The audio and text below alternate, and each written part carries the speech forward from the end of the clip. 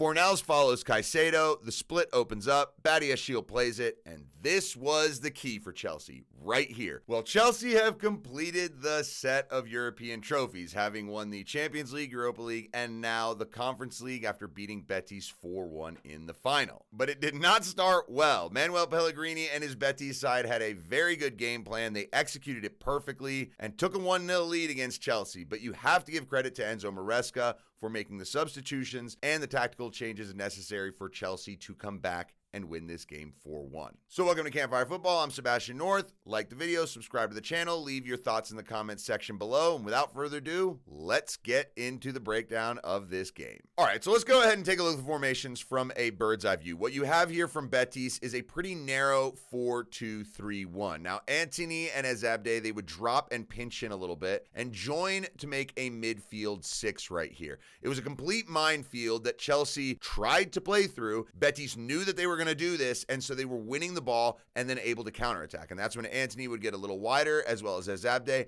and Isco would sort of join Bakambu into the front line. Now, as for Chelsea, the big surprises were that Gusto and Badiashile actually started this game, but what we knew would happen is that Gusto would join Caicedo in the central midfield, allowing Chalobah, Badiashile, and Cucurella to form a back 3. And that also allowed Enzo Fernandez and Palmer to get a little bit wider. Now, Chelsea were trying too hard to play the ball into Gusto, Caicedo, and then through to Jackson, or sometimes into Palmer and Enzo Fernandez in this midfield area. And it was a massive issue. They just kept turning the ball over.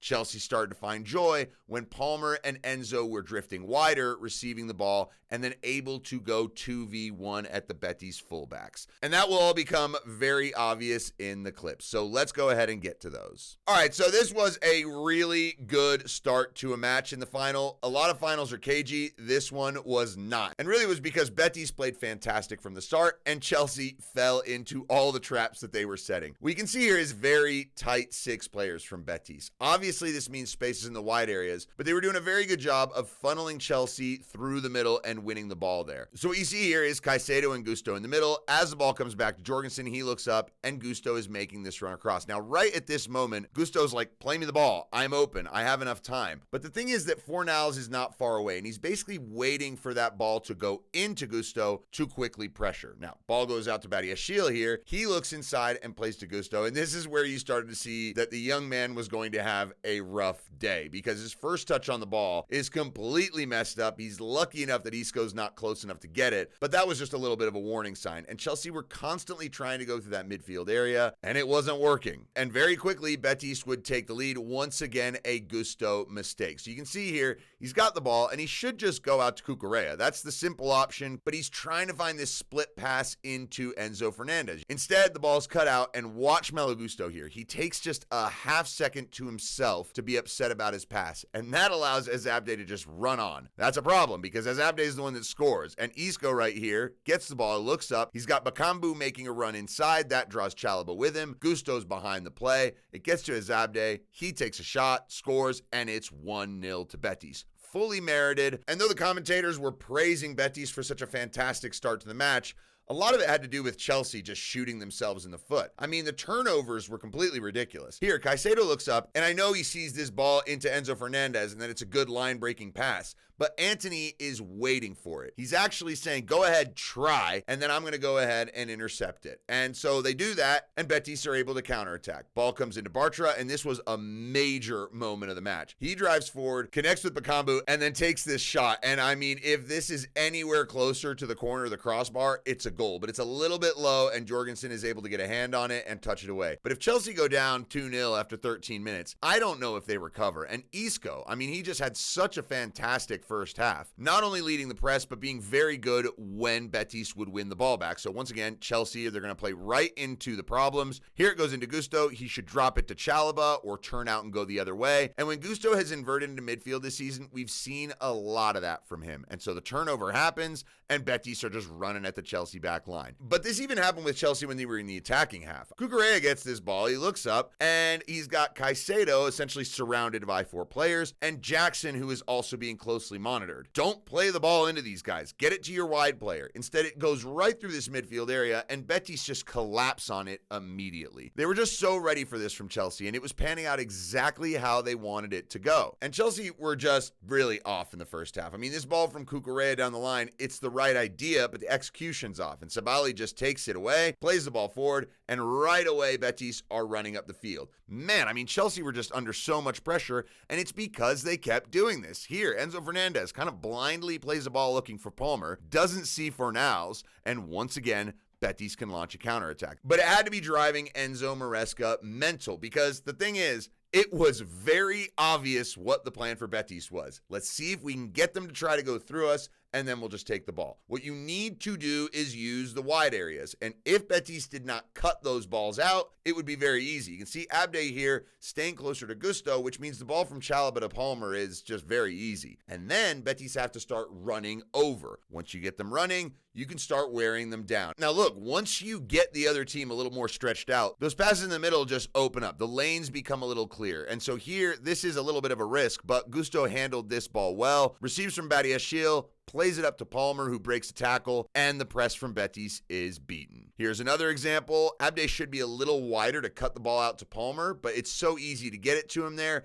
and now Betis are running backwards. When Betis had the ball in front of them, forcing Chelsea to look for little tiny split passes, they were very effective. But once they had to start running, it was more challenging for them. And this is where Chelsea were able to find these little gaps. Badiashile plays it into Caicedo. He's able to turn, play another straight ball forward into Jackson, and Betis's press is shredded. So it was Palmer on the right, it was Enzo Fernandez doing the same thing on the left. Here, actually, Antony does a very good job of cutting that ball out from Cucurella to him, but as it comes back across, Fornals follows Caicedo, the split opens up, Badiashile plays it, and this was the key for Chelsea, right here. Could you get your left and right 10s to pick up the ball in wide areas and then create 2v1s with the wingers against the Betis fullbacks? That is what opened up the game. And so in the second half, Reece James comes in for the struggling Malo Gusto, and this made a big difference because Chelsea are just better when he is on the pitch. That is abundantly clear. He is better at keeping possession. He makes better decisions. He's also very strong, so he can body people off the ball or even keep it. And he has fantastic technical ability. I mean, this cross from him right here, very reminiscent of the assist to Cucurella in the Man United game, and not too dissimilar from the ball that Palmer would play to Fernandez. But that was one of the things that Reece James immediately brought, and Enzo Fernandez and Cole Palmer would then take over this game. So what you see here is Enzo is out wide along with Madueke, and Betis are a little bit too focused on the ball. So Badiashile plays this ball over, and now there's already a 2v1. And Sabali has to make a decision. Do I go over and try and win the ball immediately? Well, if he does do that, then Enzo can just flick it down the line and Madueke's in. But he's just in a difficult position because once Enzo brings this down well, takes a good touch, there is nothing else that Sabali can do but try to run with Madueke. Then Chelsea would finally get the equalizer. And again, it's just Palmer and Fernandez being so important. The other thing is that Jesus Rodriguez, the young man here right in front of Cole Palmer, he was brought in for Abde, who went off injured, and that was a big turning point because this kid, despite being probably a really promising player, just did not have the chops to match up to his opponents. And here, watch the way Cole Palmer just twists him inside and out multiple times. Then as Cole Palmer drives forward, Rodriguez needs to keep Palmer going wide. Instead, he just overruns the ball. Palmer cuts back, and he's just got a wide open ability to cross it here. There's Jackson, Fernandez, and Sancho at the back post wide open. This ball from Palmer is absolutely delicious. It's right onto Fernandez. His header is good. Adrian really should have saved this, but Chelsea also merited this goal and getting level. And the thing is that they just got more and more confident, and Palmer just looked like a maestro in this second part of the second half. Now, I'm starting this off a little earlier in the build-up to the goal. Look at how many players were collapsing around him. 4 guys. Betis were just starting to chase the ball wherever, and what this means is that players are going to be open. Palmer turns back here, knows that there's other areas to go to, recycles a play, and it goes out to Jadon Sancho. Now, this was the moment where I realized just how comfortable and confident Chelsea were, because this from Sancho is nonchalant and cocky at the highest level. I mean, the way he just sort of walks around, puts his hand out like it's all good, calm, pass back with the left foot. Ball gets switched back over to the other side, and Palmer is once again 1v1 with Jesus Rodriguez. Brings him a little bit closer. Rodriguez makes the giant mistake of getting right onto Palmer's back. He can't see the ball. Palmer uses his body against him, rolls him, gets the cross in, and Nico Jackson, I mean, I thought he headed this in at first, and then you see the replay, you realize, oh my God, he's put it in with his shoulder. He would also have a very terrible 1v1 miss later, but we're not going to touch on that. But even with that miss, it didn't matter. Jadon Sancho would get the third goal later on, and this was just a show of just where Betis were at this point. Low on confidence, low on fitness, and once again, a poor young guy just being thrown to the wolves. Here is Jesus Rodriguez again, just against Reece James, and Reece James just bodies him off the ball, gets help from Madueke, and Chelsea have it back. Now, Reece James plays this little chip ball into Dewsbury Hall, and Dewsbury Hall right here, it seems like he's trying to cut this ball back with his right foot, and Cardoso actually sort of buys it and goes, ooh, that's where he's going to go. But Dewsbury Hall misses the ball completely, and it works out for him. It looks like a fantastic feint. I'm convinced that was completely by accident. So he drives forward, passes the ball looking for Sancho, and I do not know how this third mistake happens. How this ball goes underneath the feet or through the legs of Sabali, I will not understand. That's just an optical illusion. But either way, the ball gets to Sancho, and Sabali has one more chance. Do not let the guy cut onto his right foot. I mean, you have to show him to his left and see if you can deal with the cross. But Sabali doesn't get close enough. Sancho goes, well, this is going to be easy. Cut back, launch it, goal. 3-1, game over, and win the cup final 4-1. So is this a massive achievement for Chelsea? From a club perspective, not really. For the new owners, yes, it's the first trophy that they've won, but more importantly for the players, because a lot of these guys have never won a cup at the senior level. And now they've got that monkey off their back. They can go into next season, look to compete in the Champions League, and try to have another decent season in the Premier League. As for Real Betis, really good performance in the first half from them. They just ran out of gas. And Chelsea showed with their depth and quality that they were just the stronger side in the end. You also have to give credit to Enzo Maresca, because even though it seemed like he got it wrong from the start, once again, he made the right substitutions and the necessary tactical adjustments to give Chelsea the platform to win this game and rout Betis in the second half. So, hope you enjoyed the breakdown. Like the video, subscribe to the channel, leave your thoughts in the comment section. Thanks for being here. Have a nice day. Take it easy, and we'll see you after the Champions League final this weekend.